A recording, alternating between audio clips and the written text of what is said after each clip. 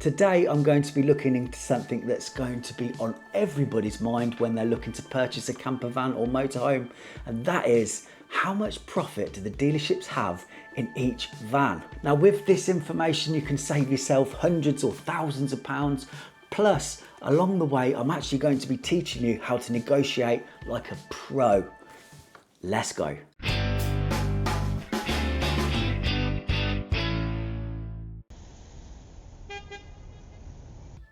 So number one is set the tone early. Whether you've phoned up the dealership or you've just walked into the dealership to have a look at their motorhomes, make sure that you don't act too keen. Now, every salesman and sales manager loves what they call in the industry a white flagger. Now, a white flagger is somebody who just walks in, walks up to a motorhome and says, I want that one, and buys it up front. Now, this is great for the dealership. It's great for the salesman who sold it because he probably got a bonus for selling it at full price. The only person it's not great for actually is you. So as soon as you arrive there or when you're on the telephone to them, don't act too keen and just tell them you're going to have a general look around. You are looking to buy a motorhome, but it might not be today as you've not done a lot of research and you're really just looking into it at the moment. Act serious while you're there at the dealership and act serious while you're on the telephone so that they can get a good idea that you're a serious customer and they might need to do a bit of work on you in order to sell you a van. You don't want to be the guy who jumps out the van or jumps out of his car when he gets there, runs to a van and says, this one, this one, this one. That is not the way to do it. So number two is do your research. Knowledge is power. Now, before you arrive at the dealership, if you're looking at a particular model, make sure that you research that model. So what I mean by researching it is check out the price of it at other dealerships, have a look at its residual value online, and do everything you can to work out how much that vehicle should be worth. You'll be able to find out that way whether they've got it underpriced or overpriced. And of course, if you feel like it's overpriced, that's going to give you more ammunition for when you're negotiating. If you've just fallen in love with a van whilst you're there, so you've not seen it before you've actually gone to the dealership, then just ask the salesman to leave you alone for a minute to have a look at the motorhome and have a check on your mobile phone on Auto Trader and things like this so you can see exactly what other dealerships are selling it for. Of course, this knowledge gives you power because when you're sat down at the salesman's table, you can pull that out and say, look, this dealership has it for this amount of money. Now, of course, the salesman's going to do his job and try and bat it off by saying that dealership's not the best, that van's probably not in great condition, that motorhome's miles away, but you've planted the seed. And of course, when they say these things to you, just sit back, give them the silent treatment and carry on with the negotiation. Number three, start low, but be reasonable. Now, what I mean by this is if you go to a salesman or a saleswoman and you straight away say to them, I want 10 or 15,000 pounds off of that vehicle, they might look at you like a bit of a joke. But after you've done your research and you've seen what the value of this motorhome is around the country, then go in a little bit lower than that. If you're not going for this approach, then go for the approach of where you can afford it. So have a price in your head that you can afford and stick with that. Be prepared to walk away if you can't get to the price that you want. You're never going to be happy with a motorhome if you've paid £5,000 or £10,000 more for it than what you can afford to pay. So when I say go in and be reasonable, I mean, for example, if a used motorhome is up for £35,000, perhaps go in at 29, that sort of thing. That's going to give you a starting point. Now, they might laugh it off. Don't worry, keep strong, sit there, poker face and carry on with the negotiation. But do start off at a reasonable price and not some sort of throwaway joke which they're just going to say, look, I can't do it, get up and walk away from the table. You need to be careful. You need to come across as if you're serious, but not try and take the if you get what I mean. Use the silence technique. Now, every salesperson in the industry will have been taught that when they give you a price, they're to stay completely silent and wait for your response. Sometimes this silence can be really awkward for you as a customer and also for them as a salesman.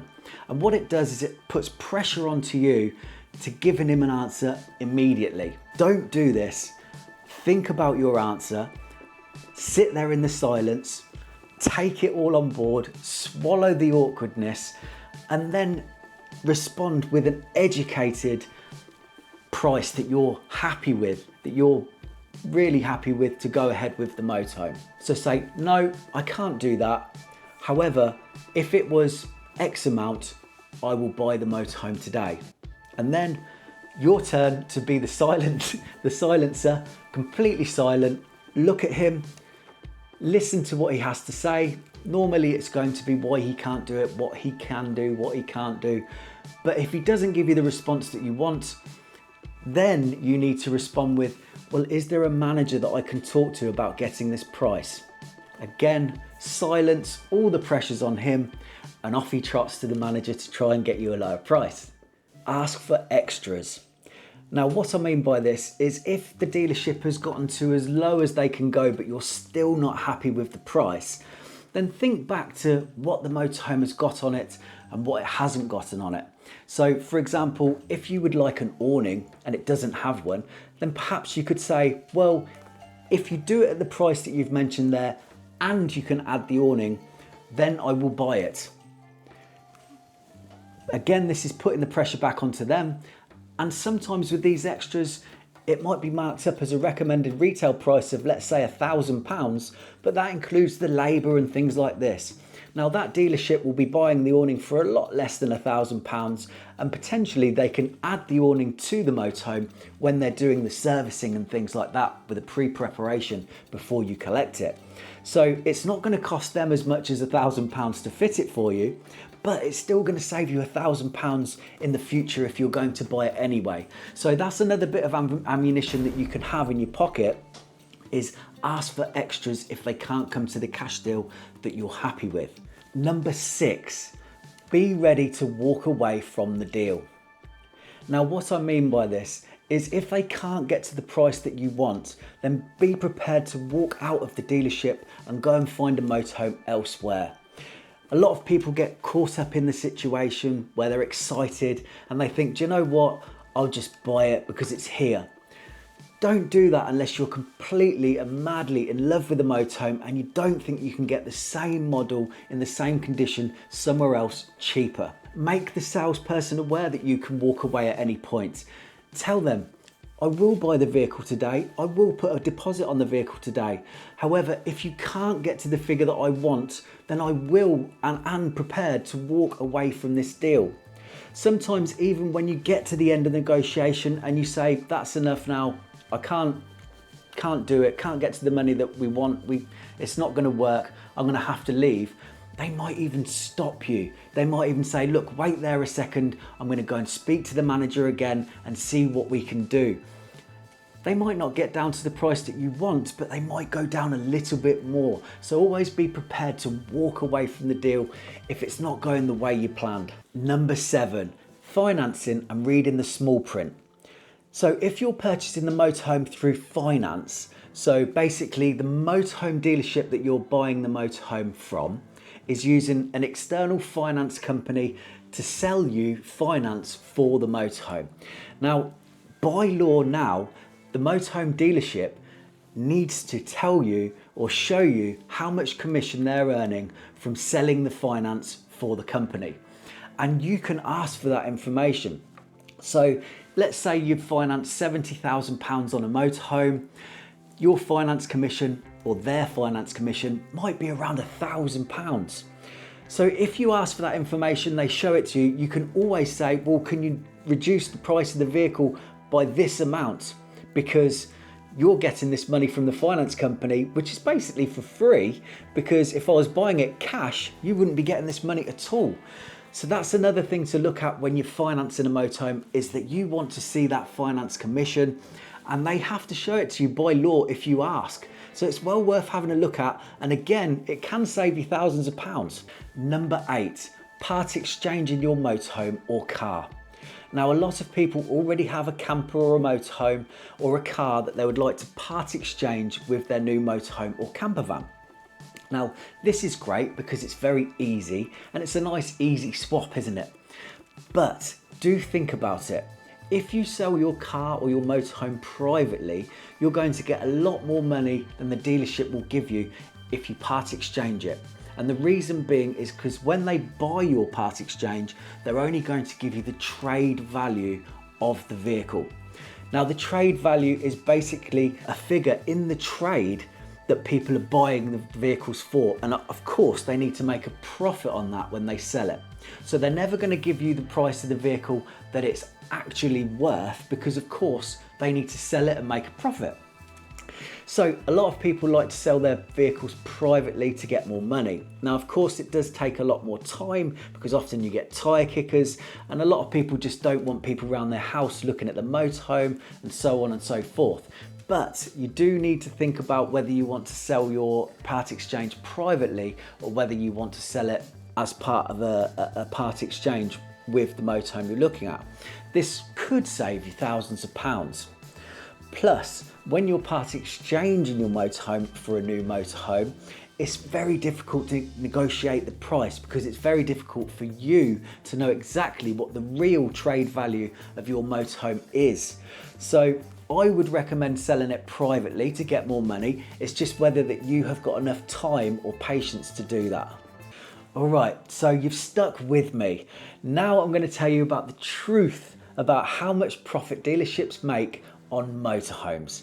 So everybody's been wondering, and of course this will give you ammunition, but the reality of it is that it actually can be from £1,000 all the way up to around £15,000, depending on the motorhome or how much they've paid for the motorhome during a part exchange or a trade or something like this.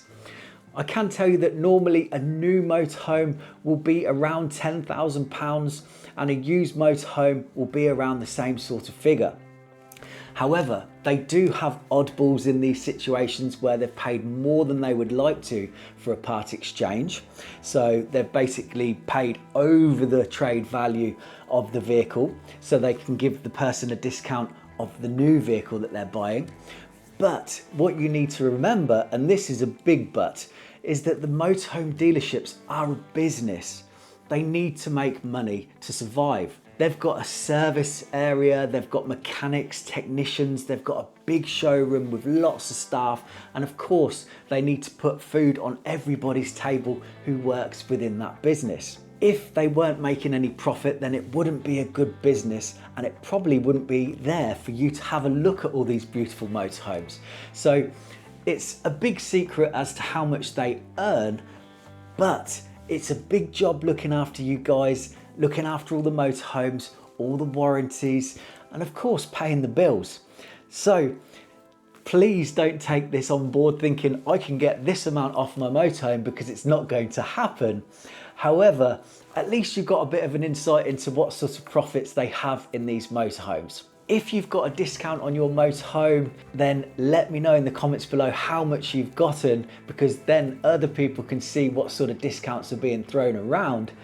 Also, if you've got any questions, then leave a comment below and I will get back to you straight away with whatever you're asking, and I love those comments. Of course, if you haven't already, do subscribe to the channel, hit the little bell icon and you'll get notifications when I post new videos.